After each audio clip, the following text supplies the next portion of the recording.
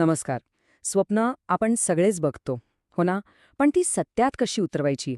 आज आपण एका शक्तिशाली भाषणातून नेमकं तेच सूत्र जाणून घेणार आहोत. हे फक्त विचारांबद्दल नाहीये, तर कृतीबद्दल आहे. चला तर मग सुरुवात करूया. प्रत्येकाच्या मनात खरं तर एक लढाई सतत सुरू असते. एका बाजूने आवाज येतो, हे अशक्य आहे, हे नाही होणार, जो आपल्याला थांबवतो. पण त्याच वेळी दुसऱ्या बाजूला एक जबरदस्त विश्वास असतो, जो म्हणतो, माझ्यासाठी काहीही शक्य आहे. मग या दोन विचारांमध्ये नेमका फरक तरी काय आहे? एका विचारात फक्त अडथळे दिसतात, तर दुसऱ्यात संधी. हा फरक येतो कुठून? तो येतो आपल्या मानसिकतेतून, आपल्या आतल्या आवाजातून. आणि याच आवाजावर सगळं काही अवलंबून असतं. आणि या प्रश्नाचा उत्तराचा जो पाळा आहे ना, तो म्हणजे विश्वास. प्रत्येक मोठ्या यशाची सुरुवात इथूनच होते. बघा, अशक्य आणि शक्य या शब्दांमध्ये फरक फक्त एकाच गोष्टीचा आहे, तो म्हणजे विश्वास. जेव्हा स्वतःवर आणि आपल्या ध्येयावर पूर्ण विश्वास असतो, तेव्हा अशक्य वाटणाऱ्या गोष्टीसुद्धा शक्य वाटायला लागतात. हा विश्वास आहे ना, ही एक अशी जबरदस्त ताकद आहे, जी आपल्या सगळ्यात मोठ्या शत्रूवर हल्ला करते. आणि तो शत्रू म्हणजे भीती. जेव्हा मनात ठाम विश्वास असतो, तेव्हा भीतीला तिथे जागाच उरत नाही. ती आपोआप नाहीशी होते.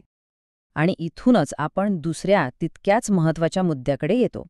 फक्त भीतीवर नियंत्रण मिळवून चालणार नाही, तर आपलं ध्येय हे पूर्णपणे निर्भय बनण्याचं असायला हवं. आपण भीती म्हणतो, पण भीती म्हणजे नेमकं काय? ही फक्त एक भावना नाहीये. खरं तर आपल्या कृती आणि यशाच्या मार्गातला हा सगळ्यात मोठा अडथळा आहे. याच भीतीमुळे अनेक जण प्रयत्न करायच्या आधीच हार मानतात. याचा आपल्यावर काय परिणाम होतो हे बघणं खूप इंटरेस्टिंग आहे. जेव्हा भीती असते ना, तेव्हा मनात फक्त गोंधळ, शंका आणि आपण पुढे जातच नाही. पण ज्या क्षणी भीती निघून जाते, तेव्हा मन मोकळं होतं, नवनवीन गोष्टी करून बघण्याची हिंमत येते आणि आपण थेट कामाला लागतो. सगळं काही शक्य वाटू लागतं. म्हणूनच आपलं ध्येय फक्त भीती कमी करण्याचं नाही, तर पूर्णपणे निर्भय होण्याचं आहे. कारण जेव्हा भीती पूर्णपणे नाहीशी होते, तेव्हाच आपली खरी क्षमता आपण वापरू शकतो.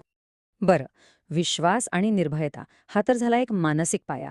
पण या पायावर यशाची इमारत उभी करण्यासाठी जे सिमेंट लागतं ना, ते म्हणजे कृती आणि कठोर परिश्रम. आता कृतीचा मार्गही तसा अगदी सरळ आहे. पहिली पायरी, एक स्पष्ट प्लॅन बनवा. दुसरी, तो प्लॅन प्रत्यक्षात आणण्यासाठी प्रचंड मेहनत घ्या. आणि तिसरी, जी सगळ्यात महत्त्वाची आहे, प्रयत्न कधीच सोडू नका. पण कठोर परिश्रम म्हणजे किती? दिवसाला 1-2 तास? नाही. उत्तर आहे दिवसाला तब्बल 12 ते 15 तास. हो, स्वप्न सत्यात आणायला इतकंच समर्पण लागतंच. आणि हो, या प्रवासात अपयश हे येणारच. पण महत्त्वाचं काय आहे? अपयशाने खचून जायचं नाही. त्यातून शिकायचं आणि पुन्हा कामाला लागायचं. जोपर्यंत यश मिळत नाही, तोपर्यंत थांबायचं नाही, करत राहायचं. चला, आता ह्या सगळ्या गोष्टी एकत्र जोडून बघूया.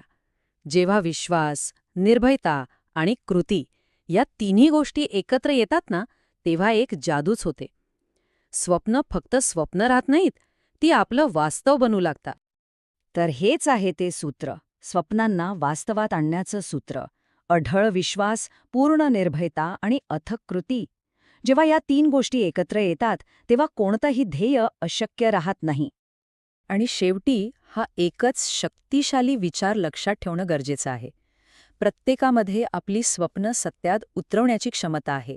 हा फक्त स्वतःवरचा विश्वास नाही, तर इतरांच्या क्षमतेवरचाही विश्वास आहे. तर सूत्र तर आता आपल्या सगळ्यांसमोर आहे. आता प्रश्न फक्त एकच उरतो. स्वतःची स्वप्न साकार करण्याची हीच ती वेळ आहे का? आणि याचं उत्तर प्रत्येकाने स्वतःलाच विचारायचं आहे.